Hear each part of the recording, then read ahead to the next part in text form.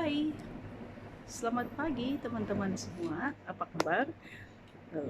Saya harap semua dalam keadaan yang sehat. Seperti juga saya telah berhasil pulih dan hari ini bolehlah memvideo-video. Oke, uh, saya mengucapkan terima kasih kepada semua yang telah wish saya speedy recovery. Sejak beberapa hari yang lalu saya telah tidak begitu sehat. Barangkali juga terlampau makan, jadi sakit perut lah. Jadi diberi amaran supaya jangan terlampau makan. Mesti mau dikontrol juga walaupun PKP kan. Jadi pada hari ini adalah campaign membaca anjuran Perpustakaan Negeri Sabah dan juga diperluaskan kepada sekolah-sekolah. Jom membaca 10 menit. Jadi kita telah diarahkan lah, diminta untuk membaca 10 menit. Pada hari ini bermula jam 11. Jadi saya telah melakukan bukan saja untuk sekolah saya tetapi sebagai tanda sokongan kepada amalan membaca, sebab sebenarnya membaca itu adalah satu amalan yang mulia dan juga dikatakan membaca jambatan ilmu. Okey. Jadi saya telah membaca di ruang santai saya di sini.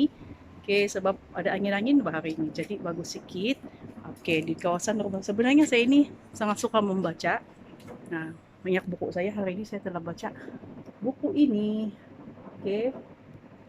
Di sini Mothers and Daughters Soul. Okey, jadi bagus untuk dibaca oleh ibu-ibu supaya barangkali ada inspirasi macam mana memperbaiki hubungan ataupun mengeratkan hubungan antara mama dengan anak perempuan. Okay, dia sangat bagus dan sebenarnya Chicken Soup ini adalah satu daripada buku yang saya amat gemar. Okay, selain daripada itu, saya juga suka buku yang macam ini semua. Okay, barangkali juga kan minta pujilah ada jiwa-jiwa seni sikit yang suka menghias rumah ataupun laman, tapi disebabkan saya punya laman ini macam mau cakap apa, sekangkang munit saja, jadi tidaklah boleh kasih hias, but at least adalah saya buat sikit-sikit kasih hijau-hijau macam ini. Okay, hanya untuk kasih seimbang itu panas, tidak berapa panas nampak lah kalau ada hijau-hijau, dan kalau tahu ada angin, kalau itu angin-angin itu daun-daun bergoyang kan. Okay, so actually everywhere in at home ataupun di rumah saya ada buku, walaupun ada yang barangkali bukan untuk juga, tapi bila ada kawan-kawan datang kan at least sementara menunggu ataupun apa-apa mau buat adalah buku. Nah, ini ada buku, itu ada buku. Oke, di sini pun ada buku, so banyak buku di rumah saya. Oke, dulu saya sebelum berpindah ke sekolah baru saya di SK Tangsel, saya adalah guru perpustakaan dan media di sekolah lama. Ngam juga dengan jiwa saya, sebab saya terlalu suka buku. Okay? Kalau ada pameran buku itu kan macam terasa-rasa mau kasih habis itu gaji mau beli itu buku, tapi disebabkan banyak utang yang lain, jadi terpaksa lah pandai-pandai mau tinggal budget. Kalau tidak terpaksa lah saya korbankan keminatan saya yaitu membeli baju untuk membeli buku, tapi memang begitulah, bahkan kalau tidak kaya macam kita terpaksa ada yang dikorbankan. Kos melepas, begitu. Okay, kau suka benda ini, terpaksa benda ini kau lepaskan, tidak boleh beli kecuali kau macam ada telaga minyak lah, banyak duit. Ini kau tahu lah, kalau sekadar cenggu apa saja yang boleh dapat, boleh cukup makan lah, tidaklah kaya, tidak juga miskin. Tapi bersyukurlah sebab boleh juga makan nasi lah 3 kali 1 hari kan. Okay, so kita cerita sedikit tentang kebaikan membaca. Memang semua orang pun tahu bahwa membacakan satu daripadanya ialah selain daripada menambahkan pengetahuan, sebab dia boleh meluaskan pengetahuan kita melalui pembacaan. Even membaca novel sahaja dia akan memperbaiki bahasa kita. Sebenarnya dulu kan saya adalah budak kampung yang tidak pandai cakap English bah.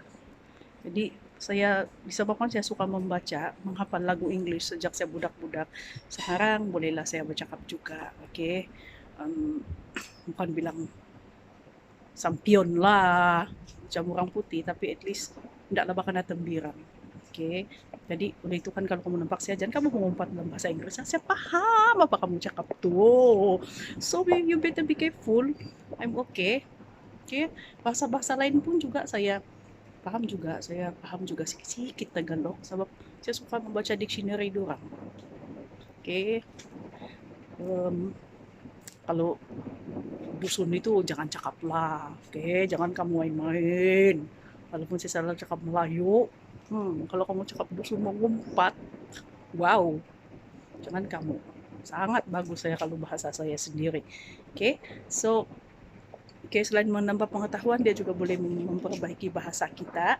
Oke, kita boleh lancar bercakap dalam satu bahasa sekiranya kita rajin membaca sebab kita mempunyai banyak vocabularies bahasa ataupun perkataan dalam bahasa tersebut melalui pembacaan itu.